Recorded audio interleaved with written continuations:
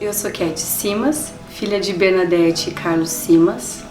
Tenho duas filhas maravilhosas, a Bruna, de 18 anos, e a Lia, de 12 anos.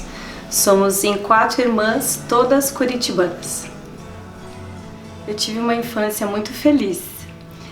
Meu avô paterno veio da Rússia, veio para poder abrir as estradas de Curitiba a Paranaguá, engenheiro civil. E aqui conheceu uma jovem solteira, maravilhosa, minha avó, e que se casou e teve meu pai. Eles eram uma família de muita tradição, muito ricos, né? E eu aprendi um lado da vida, por mais que tivesse uma família bem abastada, um lado da vida muito interessante que minha avó fazia com que a gente aprendesse a fazer todos os serviços domésticos, porque ela falou que se um dia eu quisesse mandar, eu teria que aprender a fazer bem feito. E do lado da minha mãe, a parte materna, meu avô também engenheiro civil, só que com uma história totalmente diferente de vida, né? Uma família que perdeu tudo na Segunda Guerra Mundial, judiou bastante, né? E eles vieram com uma mão na frente e outra atrás, recomeçando uma vida toda, né? E me mostrando outros valores, do que é saber dividir, do que é saber compartilhar, do que você come aquilo que você planta, às vezes tem, às vezes não tem. E isso me fez uma pessoa muito equilibrada na vida, de ter muito de um lado e ter nada do outro, né? Então eu aprendi a ter os 2 pés no chão, apesar de ter uma vida, digamos, facilitada. Eu venho de uma família muito unida. Meus pais são exemplo de amor, de carinho, de compreensão. Meu pai sempre foi um guerreiro, um exemplo, e hoje um legado, porque ele já não está mais conosco. Ele era uma pessoa que me ensinou tudo e me ensinou a ser uma mulher forte, que hoje eu me considero. Porque tem uma frase que ele sempre contava para nós: nunca se lamente, porque tudo tem como resolver. Não se desmotive nunca, porque tudo é muito fácil. Então ele fazia com que a minha vida fosse tudo muito fácil. E ele é uma pessoa que ensinou que a gente não pode olhar quem, sim ajudar todas as pessoas que aparecerem na sua vida. E então ele até quando dava para dar bronca na gente, era uma bronca assim que fazia com que, até hoje eu me lembro das coisas que ele falava como algo inspirador. Tudo me inspira nele. Eu tenho um orgulho imenso de falar que ele é meu pai. Eu gosto de ser a filha do meu pai. Isso que me inspira todos os dias de vida. Ele é um grande vencedor. Ele passou por 8 tumores e venceu a todos sem reclamar, fazia quimioterapia, aquele processo todo, nunca ficou deitado, nunca ficou limitado, e ele falava que tudo tinha solução. E é uma coisa que a gente nunca vai esquecer. Infelizmente faleceu de uma coisa bem que a gente não esperava, uma queda de uma escada que fez com que tudo acabasse por aqui, nessa vida. Mas o que ele deixou foi tão marcante que a gente carrega todos os dias, todos os minutos, tudo que eu faço é por ele, pensando nele.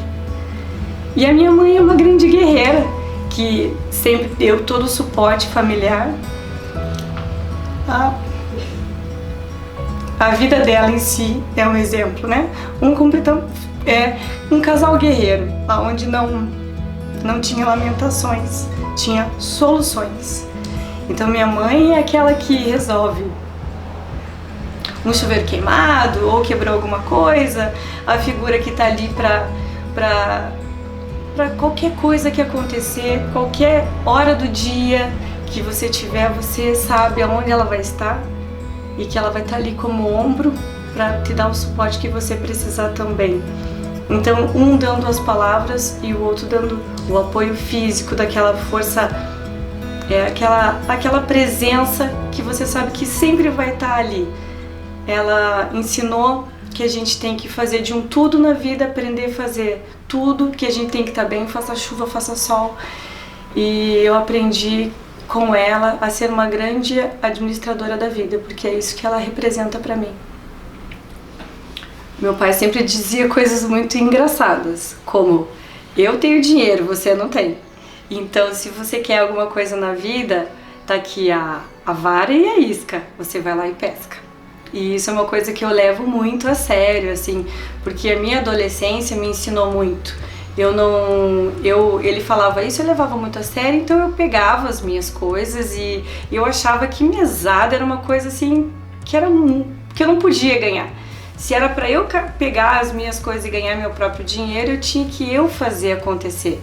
Então eu vendia de um tudo, eu vendia tudo que aparecesse, eu era uma grande vendedora de bijuterias e de camisetas, tudo que aparecia eu achava que seria interessante que eu fizesse meu próprio dinheiro e pagar as minhas próprias coisas, e não depender dele nem quando toda criança, todo adolescente é dependente, né? Então isso me tornou uma pessoa que dá valor para as coisas que a gente consegue na vida, assim, porque vem de muito cedo. E o meu pai tinha exigências de educação, então ele exigia que a gente fizesse um esporte, que soubesse uma língua, tocasse um instrumento. E minha mãe, em contrapartida, ela exigia muito essa parte manual, né? Então a gente tinha que saber fazer uma pintura, um bordado, e a gente sempre tinha que estar produzindo, então não consegui ver a minha adolescência em si, porque eu estava sempre muito ocupada com todas essas milhões de atividades. A minha primeira formação foi com 16 anos, eu comecei a fazer um curso de prótese dentária. A família me cobrava muito que não tinha ninguém que cuidasse dos dentes, então eu fui meio induzida a isso. Só que quando eu acabei o curso, eu vi que isso não me fazia feliz. Eu ficava dentro de um laboratório trancada, olhando para dentes, e eu não conseguia dar meu máximo ali. Foi aí que surgiu a ideia que eu me achava uma pessoa muito criativa e fui fazer um curso de marketing. Esse curso foi demais, assim, eu fiquei realizada, porque é criação, é movimento, e eu dormia e acordava pensando no que eu ia fazer, o que eu ia inventar. E a gente fez uma pequena empresa na qual foi um grande sucesso universitário já no primeiro ano de faculdade, e a gente ganhou o prêmio de as empreendedoras que acontece. Era eu e uma amiga minha. Foi surpreendente.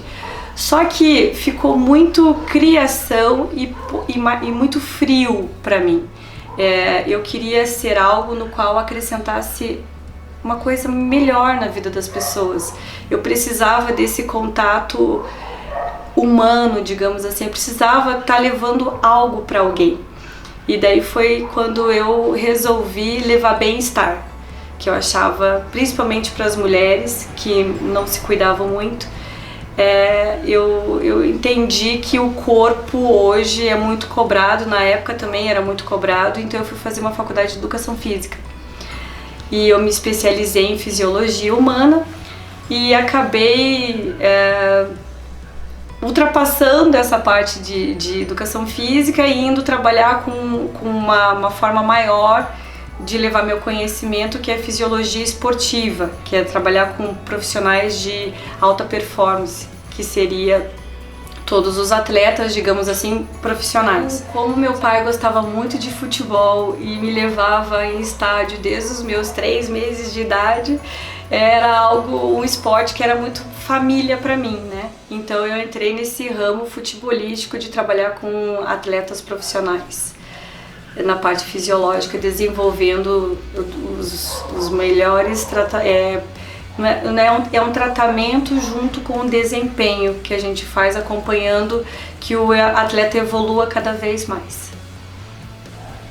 Então essa parte de fisiologia do futebol, ela é bem complexa. Ela me exigia bastante, porque o que a gente faz? A gente tem que estar sempre em movimento com o atleta, então a gente detecta o que ele é e o que falta nele. Então a gente tem que cuidar da parte alimentar, tem que estar cuidando dos exames de sangue, ver se bebe, se não bebe, se corre, se não corre, que está faltando impulsionamento, saltos, avanço, se tá lento, né? Porque a gente vê qual que é o papel dele em campo e a gente desenvolve um treinamento para melhorar essa performance. Então é bem individual. Cada um é um tipo de treinamento, é um tipo de estudo, é um tipo de evolução, é um tipo de tato, é um tipo de que você tem que estar ali focado realmente, porque você é muito cobrado, muito exigido, né? E isso eu tirava de letra porque eu era muito cobrada, muito exigida pelo meu pai e fazia, e com isso, uma coisa muito natural, porque eu olhava para o futebol com muita paixão, né? Porque olha o que o meu pai plantou em mim, né? Esse amor desde os 3 meses no gramado, então eu suportava tudo, então tudo ficava muito agradável para mim. Então, essa parte do futebol, por ser muito exigida, muito técnica, muito maçante, digamos, para mim, se chega uma hora 2 mais 2 são 4, não tem muito o que inventar, não tem muito o que agregar nisso tudo, né? E eu sempre estudando muito, sempre com especializações e procurando ser cada dia melhor, e nesse ramo a gente tem que ser cada vez melhor. Eu estava estudando num livro simples de fisiologia, coisas banais, coisas corriqueiras, as novidades, como é que tá o campo de mercado, o que tá entrando. E eu li aquela palavrinha que me chamou muita atenção, chamada tricologia. Falei, que é isso, né? O que significa essa palavra tricologia? E fui buscar. Quando eu vi que era algo que nem o Google, certo, sabia o que era, que tive que buscar com colegas e ver o que é esse negócio aí de tal de tricologia, e entender que era um ramo que vai acontecer ainda, está muito jovem, não tem profissionais capacitados ainda no mundo todo. Ele foi criado no Japão faz 10 anos, então está se engatinhando, e é a parte mais importante, assim, e que até se ramificou, se dividiu da parte médica, que é a parte do cabelo, na qual vem toda uma vaidade, né? Todo ser humano gosta do cabelo, todo ser humano gosta de ter um cabelo bacana. Então a tricologia, ela estuda o bulbo capilar, a formação total dessa haste, desse contexto que até hoje é meio obscuro, a gente não sabe ao certo o que é, o que não é. Tudo tá vindo ainda com muita novidade. Então me deslumbrou os olhos, porque nessa fase eu já estava morando fora, e num país que eu amo de paixão, que é a França, na qual é muito cobrada essa parte beleza. Então as indústrias que criam a beleza, que a gente que é o sonho de qualquer mulher estar próximo, estava no meu alcance, estava logo ali, né? Eu era do tipo que eu sentava, quando eu cheguei, eu era tão deslumbrada com tudo isso, eu sentava nos mercados para ver aqueles rótulos que no Brasil eram inalcançáveis para nós, né? Então eu já vinha com essa descoberta de cabelo sem entender que eu estava aos poucos, né, sendo introduzida a isso. E parece que tudo se uniu na minha cabeça num piscar de olhos. Então eu vou agregar na vida de uma mulher, eu vou lidar com aquilo que eu mais gosto e vou estudar uma coisa inovadora. E achei que sou eu vou fazer isso. E entrei de cabeça e fui virar uma tricologista, que é uma extensão da parte da fisiologia. E entrei nesse ramo de beleza, na qual não saio mais. E esse ramo da beleza é maravilhoso, ele me deslumbra, porque quando você não trabalha com a parte estética, com a parte física, você trabalha além disso. Então, quando uma mulher está com um problema, geralmente a primeira coisa que acontece é baixar a autoestima dela. Então tudo é uma avalanche, tudo vai indo mal. Ela não consegue trabalhar direito, ela não consegue ser uma mulher legal para o marido, para um relacionamento, uma boa mãe. Então tudo está interligado uma coisa na outra. Então quando você consegue entender que você precisa pegar essa essência do ser humano, não só tá ali e para fazer um cabelo, mas você precisa fazer, além do estudo do couro cabeludo no qual o tricologista faz, você entender a história de vida dela numa anamnese, numa conversa franca e direta, e você pescar assim, olha, acho que é esse o caminho. E o bacana disso é que eu trabalho com coisas que eu acredito. Então hoje eu acredito na natureza, eu acredito que a gente veio, nós somos naturais e somos indivíduos totalmente individuais. A minha história não é parecida com a sua, que não é parecida com a sua. Então a gente tem que fazer com que as coisas aconteçam na vida daquela pessoa de uma forma personalizada. Não adianta eu chegar com uma receita que não vai dar para todo mundo. Então os meus produtos são feitos na hora, conforme eu detecto o problema, conforme quanto tempo essa pessoa vai ter que ficar comigo. Meus produtos são veganos e orgânicos e eu desenvolvo na hora. Depois dessa grande conversa, que a gente vê o que precisa, eu faço o produto natural na hora e a gente dá essa continuidade, trazendo não só essa parte maravilhosa que seriam os cabelos saudáveis, mas sim recuperando aquele ser humano que muitas vezes se perdeu com algum problema e alguma dificuldade que teve na vida. E essa parte beleza, ela tem uma indústria por trás de tudo isso, né? Então, para você estar acontecendo nesse meio, você tem que estar sendo parceiro das grandes fábricas. Então, a minha formação é toda em Paris e que me levou para uma das maiores academias e escolas de cabelo do mundo, que se chama Toni Guy. Então eu trabalho com a Toni Guy, trabalho com a L'Oréal e a gente desenvolve hoje tendências. A Toni Guy hoje está no mercado para desenvolver, fazem todos os Fashion Weeks, né, onde sai toda a criação de moda, tudo que a gente vai usar. Então é o berço da onde tudo vai acontecer. Isso para mim é a maior realização, porque hoje, além de eu levar a beleza, o autoestima, eu levo tudo que vai ter no mercado ainda. E as mulheres são muito daquilo de querer estar um passo à frente também. Ninguém quer ser igual, né? A gente tem essa veia de querer estar acontecendo no meio da moda e tal. Então isso me torna uma profissional completa. Eu consigo levar para elas aquilo que elas talvez não tenham alcance hoje. Então eu tenho os salões pela Europa, a minha rotina de vida não é fácil. Eu tenho um circuito Grécia, Chipre, Düsseldorf, que é a Alemanha, e Londres, na qual eu tenho todo o desenrolar das minhas aulas, e tenho que ser mãe. E não posso esquecer da minha família, e eu levo toda essa minha equipe, que sou eu e minhas filhas, para elas entenderem o que é vida, o que é a responsabilidade, que um dia você tá ali, outro dia você não ver as coisas como degraus, e sim como chances e oportunidades. Então elas estão sempre comigo. Eu tô fora 15 dias, elas estão fora 15 dias, eu volto 15 dias, elas voltam 15 dias e a gente vai caminhando assim. Então hoje a minha vida é muito fora do país, porque ainda a tricologia ela é um estudo que você só encontra mais fora. Então a formação é na Suíça, geralmente na Europa, aqui no Brasil está chegando agora. Então isso torna eu tenho salões fora e tenho salões aqui, na qual eu trago todas as novidades, tudo que está acontecendo no mercado europeu, eu trago as novidades para cá.